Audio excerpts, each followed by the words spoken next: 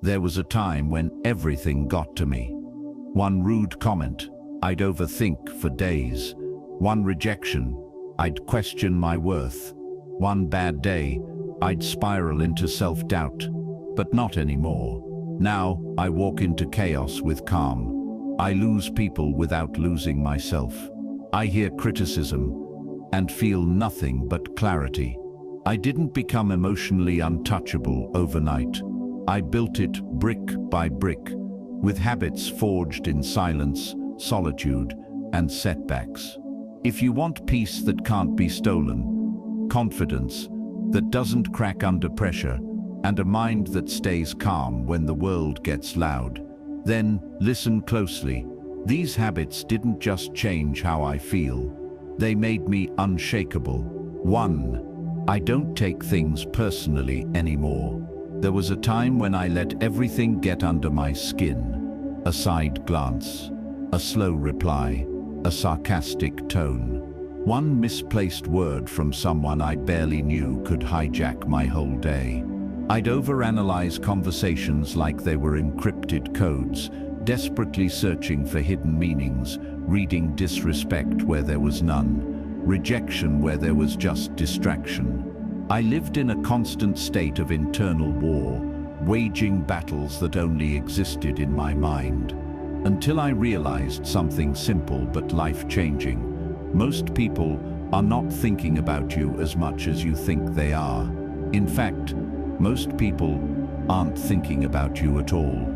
They're thinking about themselves, their worries, their failures, their insecurities. Their own little world is so loud, they barely hear yours.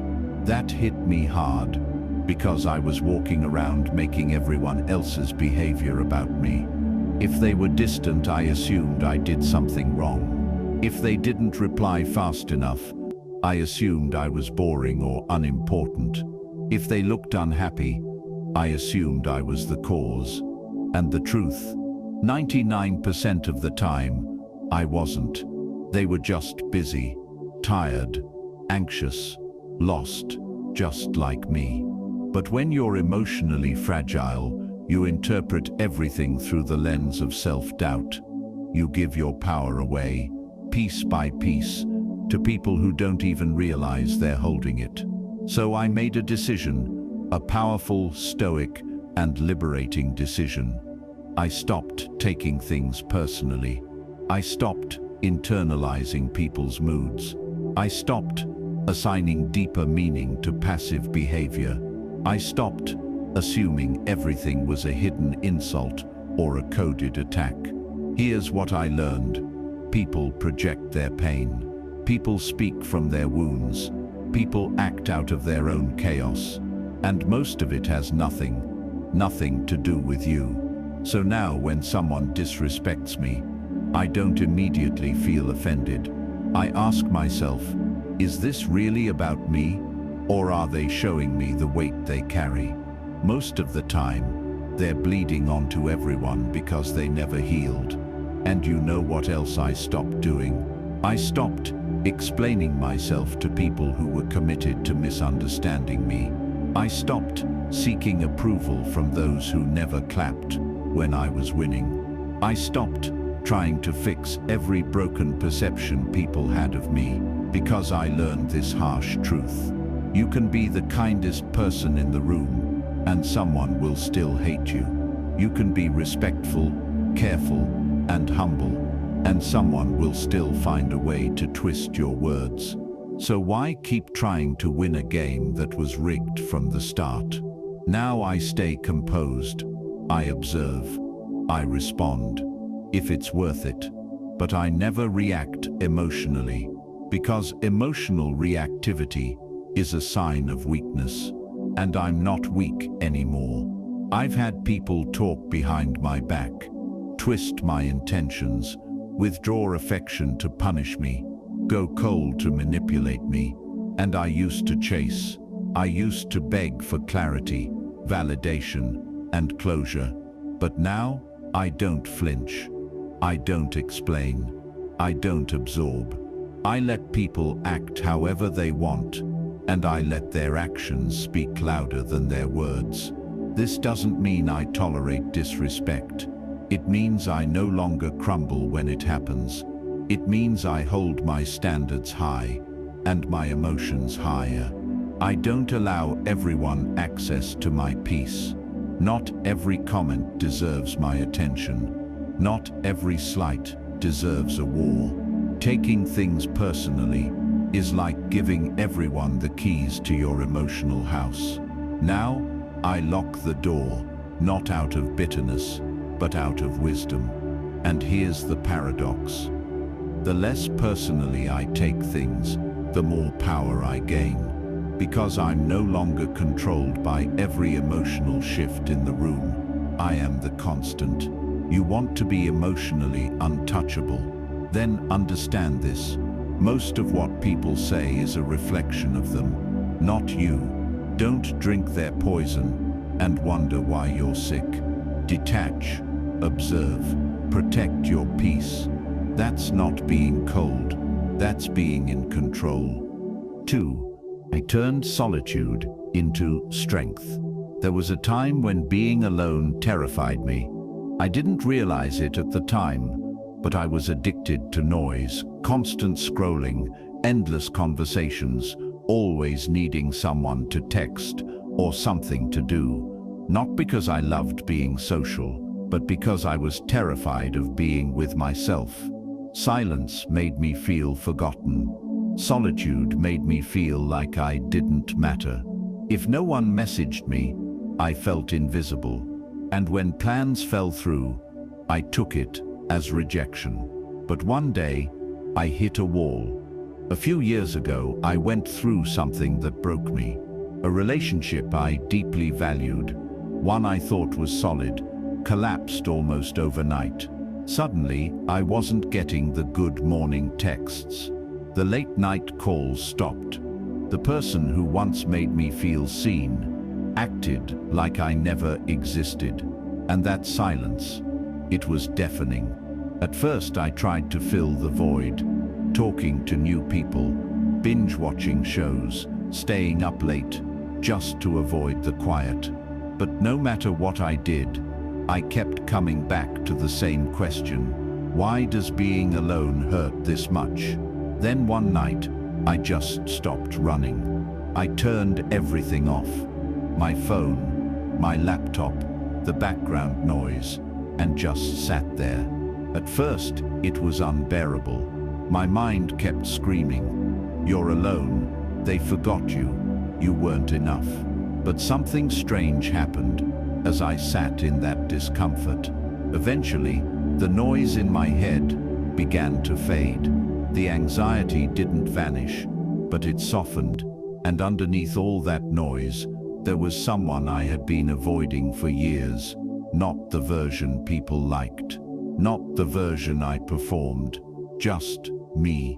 I realized I'd spent so much of my life trying to be loved by others that I never learned how to love my own company.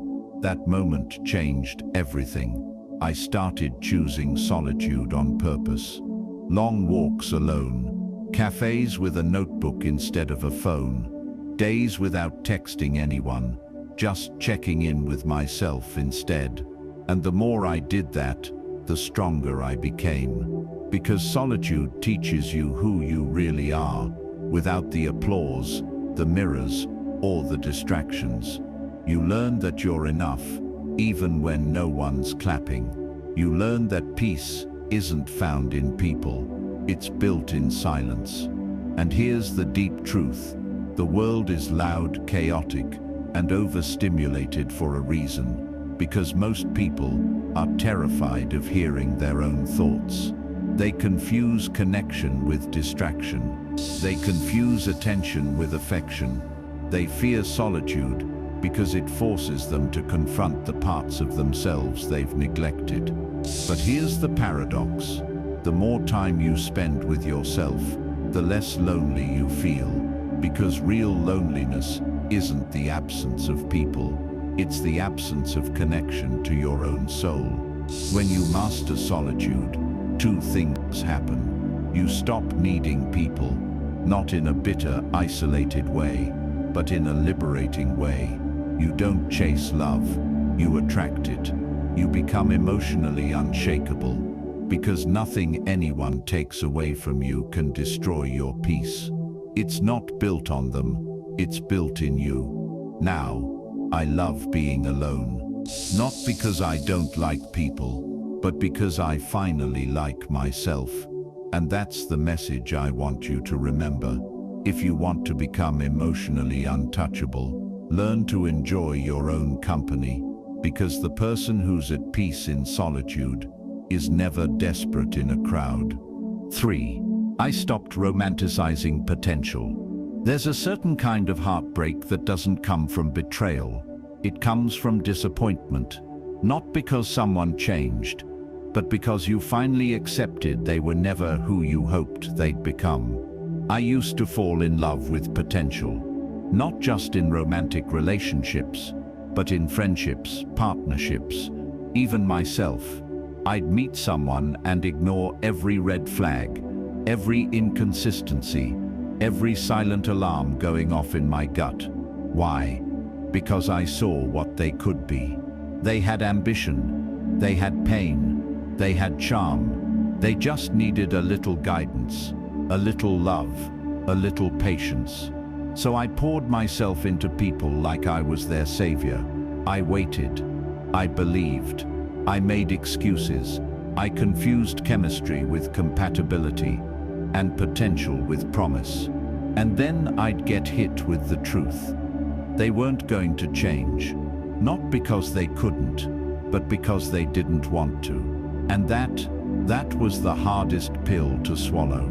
Let me tell you about someone I once loved. They were brilliant, creative, deep. They had all the ingredients to be a powerhouse in life, but they were stuck, addicted to comfort, distracted by drama. They'd talk about big dreams and then waste every day doing nothing about them. But I believed in them more than they believed in themselves. I saw their soul, not their actions. I held on, thinking love would spark transformation. It didn't. Instead, I became emotionally drained, waiting on a version of them that only existed in my imagination. Every time I tried to help, they resisted. Every time I held space, they filled it with excuses. Eventually, I had to ask myself, am I in love with them or with their potential? The answer hurt, because the version I was loyal to only existed in my hope, not in reality. And it wasn't just them. I used to do this with friends too, rooting for people who never showed up for themselves. I'd see good hearts in people who constantly disrespected boundaries, flaked on plans, and took more than they gave. But here's the truth. Potential means nothing without action.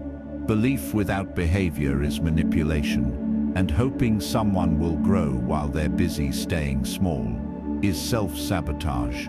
So I stopped romanticizing it. I stopped believing in who people could be and started observing who they actually were. Not just their words, not just their trauma stories, but their habits, their priorities, their patterns. Because potential is the dream, but patterns, that's the reality. And here's the deep lesson I learned. You don't owe anyone your patience just because you see their light. If they're committed to living in the dark, you're not their lantern. You're just the one draining your energy, trying to illuminate someone who's not even facing the fire. Now I look at effort, not energy, consistency, not charisma. I don't chase people's growth anymore. I observe whether they want it for themselves. This doesn't make me bitter. It makes me wise, because every time I overcommitted to someone's potential, I ended up betraying my own reality. And this doesn't just apply to people, it applies to you too. I used to romanticize my own potential. I'd say I could be great, while procrastinating every day. I'd call myself disciplined, while scrolling for hours. I loved the idea of who I could become, but I hated doing the actual work. So I had to get real with myself. Potential is an insult if you don't act on it. Don't die as someone who could have been great. We don't fall because we lack talent.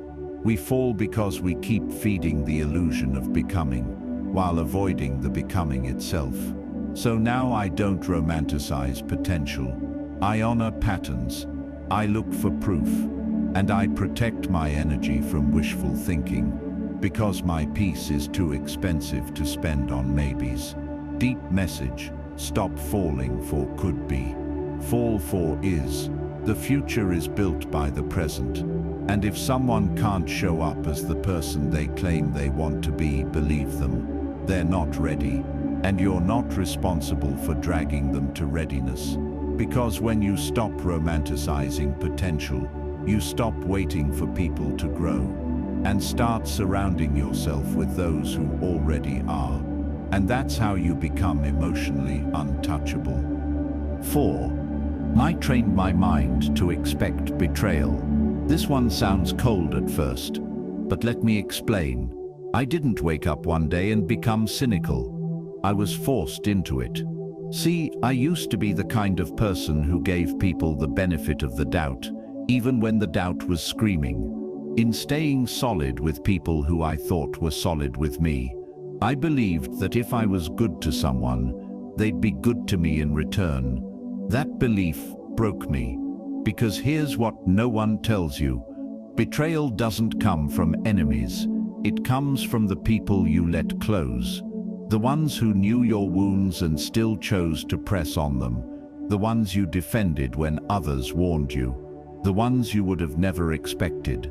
I learned this lesson the hard way. Years ago I had a close friend, someone I trusted fully, like a brother. We shared dreams, late-night convos, struggles, even money. I showed him every version of me, the strong, the broken, the real. Then one day, without warning, he switched up, talked behind my back, shared things I had told him in confidence, used my name in rooms I wasn't in, for his gain. And you know the worst part? He didn't even deny it. He just justified it. That betrayal hit differently, because it wasn't just about what he did. It was about what it revealed, that loyalty isn't universal, that some people will use your vulnerability as leverage, that no matter how pure your intentions, you're not immune to being stabbed. After that, something inside me changed, not in a bitter way, but in a strategic one. I stopped assuming people were loyal, and I started observing how they moved when there was nothing to gain. I trained my mind to expect betrayal, not to live in paranoia, but to live in preparation. I no longer shared everything too quickly. I stopped putting people on pedestals. I built emotional firewalls, strong enough to stay open-hearted, but protected enough to not be caught off guard. And you know what happened? I became emotionally untouchable, because betrayal only destroys you when it catches you by surprise. But when you expect it, not from a place of bitterness, but awareness, it loses its power. Now I watch more than I speak. I trust slowly. I test intentions. I don't confuse chemistry with character. Here's the truth no one wants to say out loud. Most people are loyal until it's inconvenient, until it requires sacrifice, until you say no to them, until you get something they wanted first. So instead of being shocked when people flip, I stay ready, and when they don't flip, I'm grateful, but I don't depend on it. Because the moment you build your emotional stability on someone else's loyalty, you're giving them the keys to destroy you. I don't give those keys away anymore. And no, this isn't about walking around cold or detached. It's about being grounded. It's about no longer needing to be blindsided to learn who someone really is. Now I listen when people talk too much. I notice how they speak about others behind their backs.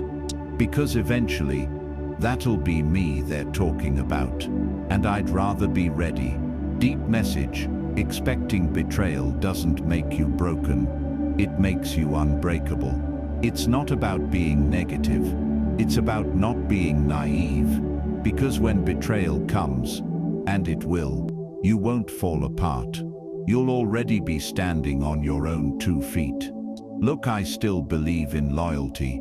I still give people a chance, but I don't give them blind access to my peace, my secrets, or my heart. I've learned you can forgive without reconnecting. You can love without depending, and you can give without expecting. That's emotional maturity. That's wisdom. That's armor. So no, I'm not bitter. I'm better. Because when you train your mind to expect betrayal, you stop building castles in the sand. You start building walls with windows, strong enough to protect, open enough to connect. And from that place, no one can shake you. You'll see betrayal coming and walk away without breaking. 5.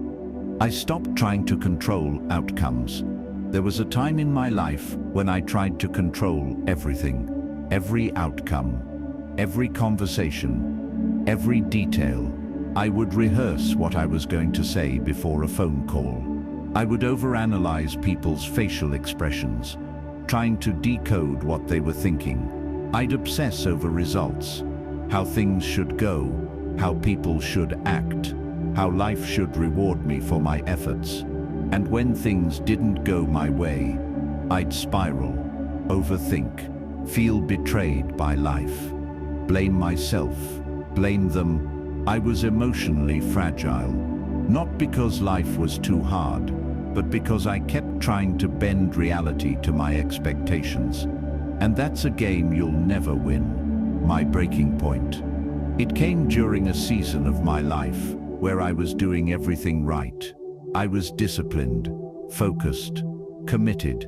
I gave 110% to work, to people, to my goals. And still, things fell apart. Opportunities I worked hard for slipped through. People I poured into walked away. Situations I tried to control exploded in my face. I remember sitting alone one night, thinking, what's the point of trying if I can't control what happens?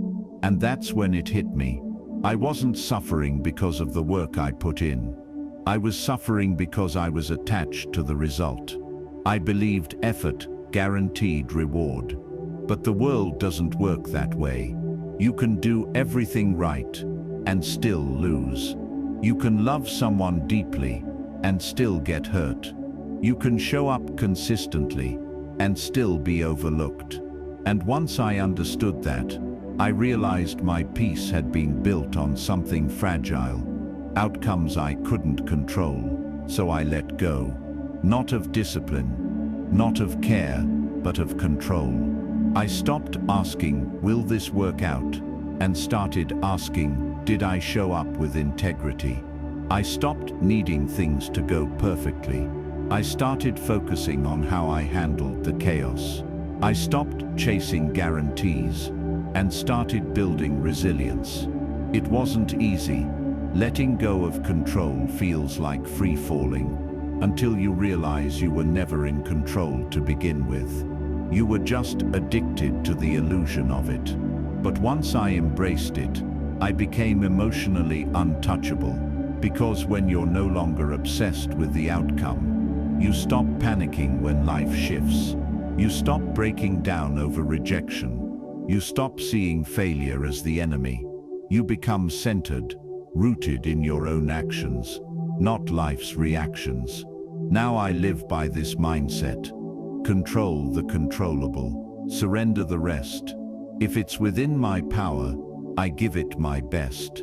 If it's not, I release it. Not because I don't care, but because I refuse to suffer over things that aren't mine to carry. You can't control how people respond. You can't control timing. You can't control fate. But you can control your effort, your honesty, your consistency, your character. That's where true power lies. Personal transformation. I used to fear failure. Now I fear attachment to results. Because that's what breaks you. This fantasy that if you do everything right, nothing will go wrong. Let go of that illusion. Because that's where peace begins. Deep message. You don't need control. You need alignment. Control is fragile. It shatters under pressure. Alignment, that's unshakable. When your peace comes from your actions, not from outcomes, you become a storm within the storm. Calm, unbothered, centered. So no, I don't control outcomes anymore.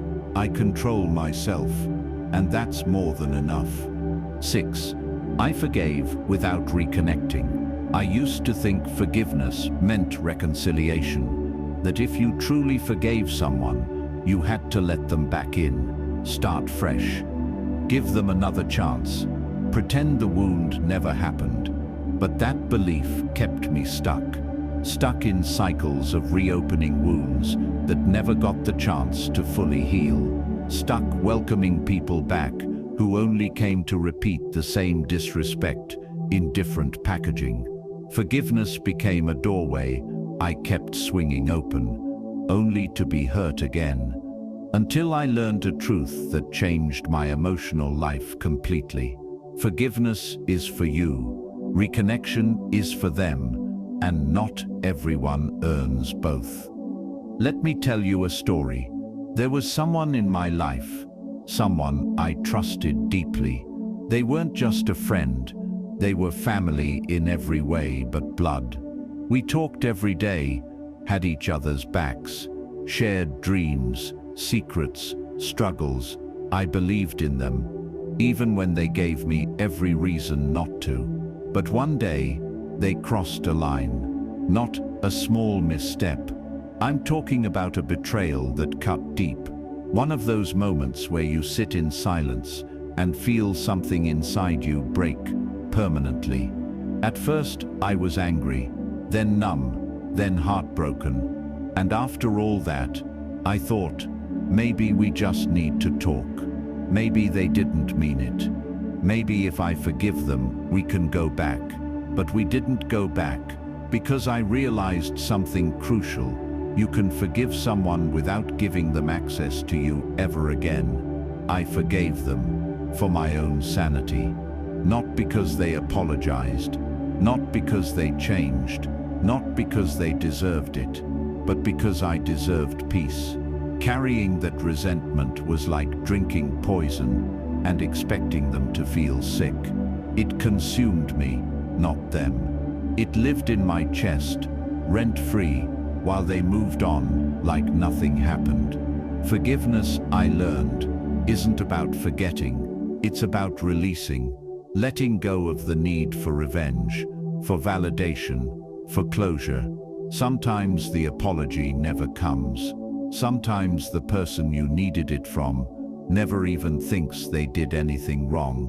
And you have to forgive anyway, not for them, but so you can finally breathe.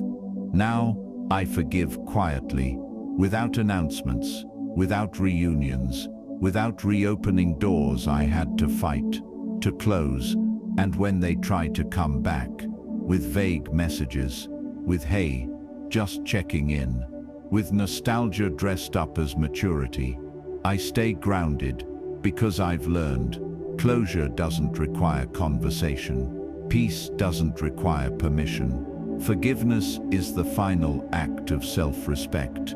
It's choosing your emotional freedom over emotional debt. It's walking away, not because you're cold, but because you're finally warm enough within yourself that you don't need their fire anymore. The deep message: you can forgive someone and never speak to them again. You can heal without reopening the wound. You can wish them well from a distance. Forgiveness doesn't mean we're good. It means I'm good, even if we never speak again. That's not bitterness. That's boundaries, that's healing, that's power. I don't carry grudges, but I also don't carry people who made me drop myself. Forgiveness gave me closure. Distance gave me clarity. So no, I don't hate them. I just don't invite them back into a space they once treated like it was disposable. That's how you protect your peace. That's how you become emotionally untouchable. Would you like me to continue with point 7 next? I can suggest or expand the next one based on the emotional path you're building. 7. I let my silence speak for me. There was a time when I used to explain everything. Every decision, every mood, every boundary. If someone misunderstood me, I'd rush to correct it. If someone threw shade, I'd feel the need to defend myself. I couldn't stand being misjudged. I feared being seen as cold, arrogant, or distant, when in reality, I was just trying to protect my peace. So I talked a lot, explained myself to people who didn't care, defended myself to people who were already committed to misunderstanding me, tried to make people get it, tried to make them see me. But here's the truth. You don't owe your voice to people who only listen to respond. You don't owe your energy to people who feed off your reaction. Silence, I learned, is not weakness, it's wisdom. I remember a time I was being talked about behind my back. Someone I once trusted had twisted the truth to make me look like the villain. They said I switched up, became distant. What they didn't mention was the way they disrespected me, repeatedly. What they didn't mention was the boundaries they crossed, the loyalty they shattered. My first instinct was to respond, to defend myself, to set the record straight. But then I paused, and I asked myself, what do I gain by engaging in this? Will I look more noble? Will I feel more justified? Or will I just drain my energy for someone who doesn't even deserve access to my voice? So I chose silence. And it was hard, but it was powerful, because while they kept talking, I kept growing. While they stirred gossip, I was leveling up in silence. And slowly, the truth became obvious, without me having to say a word. There's a kind of maturity that only silence can teach you. You learn that not every insult needs a reply. Not every betrayal needs a reaction. Not every rumor needs a rebuttal. Sometimes, the most powerful thing you can do is say nothing, and let your results, your peace, and your character do the speaking. And people start to notice, why doesn't he respond? Why is she so calm? Why doesn't it get to them? Because they haven't realized you're not playing their game anymore. You're not trading your peace for petty battles. You're not breaking your silence for people who already broke your trust. Now I measure strength differently, not by how loud someone is, not by how quick they clap back, but by how calm they remain. When everything around them is loud, silence has become my superpower. It's how I protect my energy. It's how I stay emotionally untouchable. I let people wonder. I let them talk. I let them draw their own conclusions, because I know who I am. And that's enough. The deep message. Don't trade your dignity for the temporary satisfaction of being right. Let your silence humble the noise. Let your actions humble the lies. Let your growth humble the ones who tried to tear you down. Silence doesn't mean you're weak. It means you're selective. You've outgrown the need to be understood by everyone. You're not avoiding the fight. You're just refusing to fight battles beneath you. So now, when the drama starts, I don't react. I don't defend. I don't explain. I just fall silent and keep winning. Because peace is louder than noise. And silence. That's what strength sounds like. These aren't just habits. They're armor, built one scar at a time. Not from being emotionless, but from choosing emotional discipline over emotional chaos. I didn't become emotionally untouchable overnight. I became untouchable the moment I stopped trying to control others and started mastering myself. People will call it cold. They'll say you've changed. They'll say you're distant. But don't let that shake you, because you didn't change out of bitterness. You changed out of wisdom. And now, your peace is no longer up for negotiation. Your energy is no longer given to noise. And your worth is no longer dependent on how others see you. That's not arrogance. That's clarity. So if you take anything from this video, let it be this: protect your peace like it's your life. Because it is. Be kind. Be calm. Be present. But never again be emotionally available to what drains you. You owe no one your destruction in the name of connection. Stay grounded. Stay unshaken. Stay untouchable.